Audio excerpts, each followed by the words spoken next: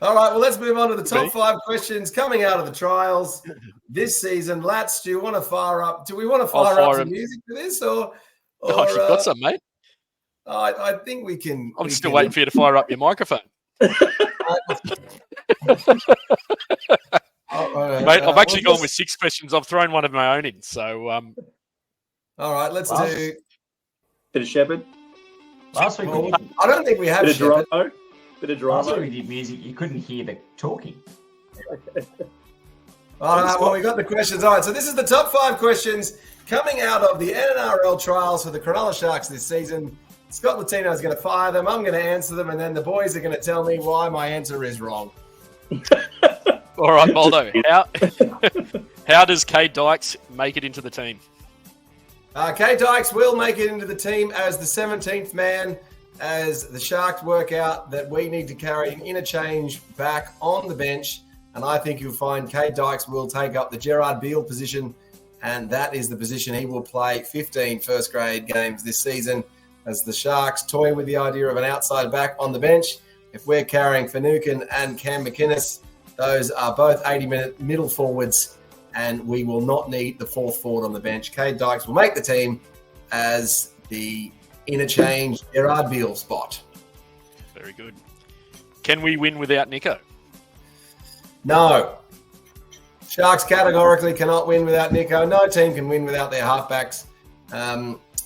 Without Nico Hines, we are absolutely no shot. The team is completely based and dependent on Nico becoming the most elite level NRL halfback in the competition. For us to win the premiership, we need Nico around. We saw against the Bulldogs that we managed to jag 2 tries, pretty soft tries and just, basic plays really.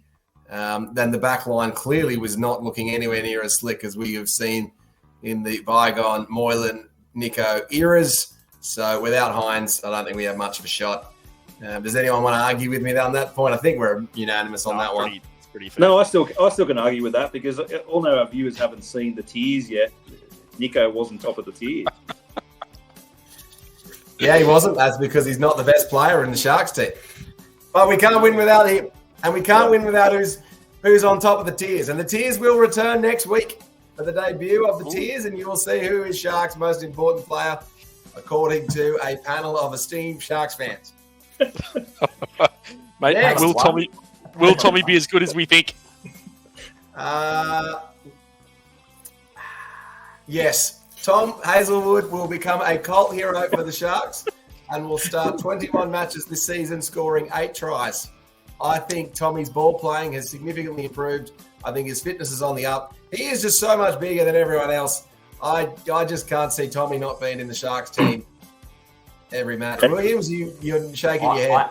I can't see him starting because he's that point of difference you bring on at 20 minutes to mix things up.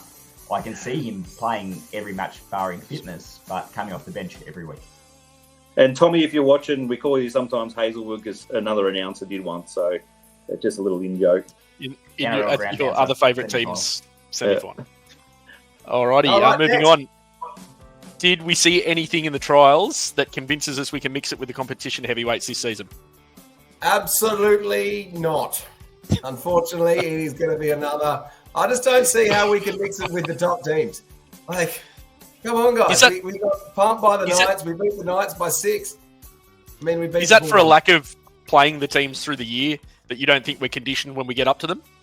Well, you've seen that in other competitions. If you play the top teams regularly, then you actually get better by playing them,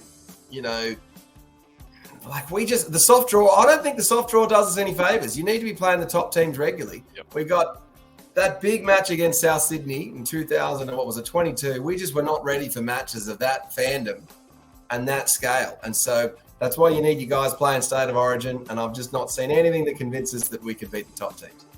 Alrighty, mate. This is one I've thrown in myself. Is Puru our next best halfback option behind Nico and Trindle?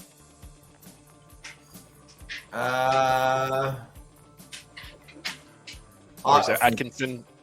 I think you play Atkinson, don't you? Puru's just. Well, he can cover more positions, can't he? If there's any issues, so.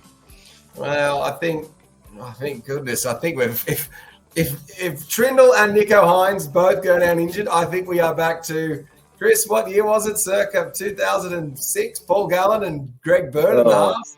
God, we've had some terrible half partners over the years. Have had to play makeshift positions, so I don't want to even think about that.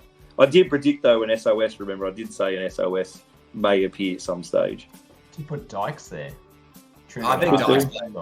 Imagine Dykes at 6 would be reliving it all over again. Early 2000s. Healy and Dykes would be so good. Oh, that'd be amazing. You can't use the same chant we used to in the early 2000s though. That's his last name. It's got to stay back there. You can't even type it on Facebook. I think I know where you're going with this one, Boldo, but McInnes or Finucane, mate? Who plays lock, and can they both play? I would say that Finucane is a class above McInnes, and you all have short memories, and you are forgetting how good Finucane is as a player, a trainer, and as an inspiration on the field. There's a reason why he was the captain last season when Graham was out. Finucane is an absolute gun. He will be the starting lock. McInnes will be off the bench. He's getting on, mate. He's getting on. But he doesn't mind a bit of prop, though. He doesn't mind a bit of prop. He might? What do you reckon? Well, we're going to go through our predicted lineup in a little bit. Should Finucane be a bit of prop and be a middle forward? Maybe. Williams, what do you think? I think Finucane's getting a bit too far on. I've already reviewed my prediction last week that I think McInnes is the future and Finucane will be a supporting player off the bench.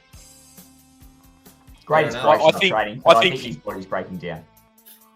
I think we'll miss McInnes' fast play the balls too much getting downfield. I think he really helps us along, and he was even showing that in the trials. Just stay out of dummy half, mate. He did do it. There were a couple of fast play the balls from McInnes, weren't there? He's always trying to get up and play as quick as he can, and he can score a try. You just can't sell it when he has. Give him a bit. All right, we'll give him a bit of credit. All right, any other questions coming out of the trials? Do we want to throw one at lads? Anything? Cool. It wasn't.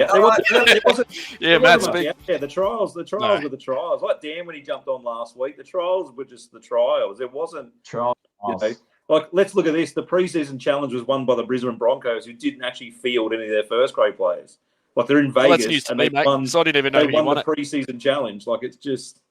Who's they played? They played the Cowboys. Well, they got all the offloads. They should have won. Broncos, quality team. What are you talking about?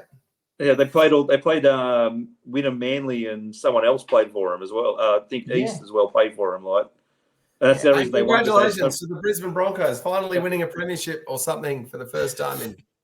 Well, Ricky could have done it if he knew he just needed 2 more offloads with 5 minutes to go, and he just didn't tell his troops to do it. So could have won the $100,000. Yeah, well, I guess.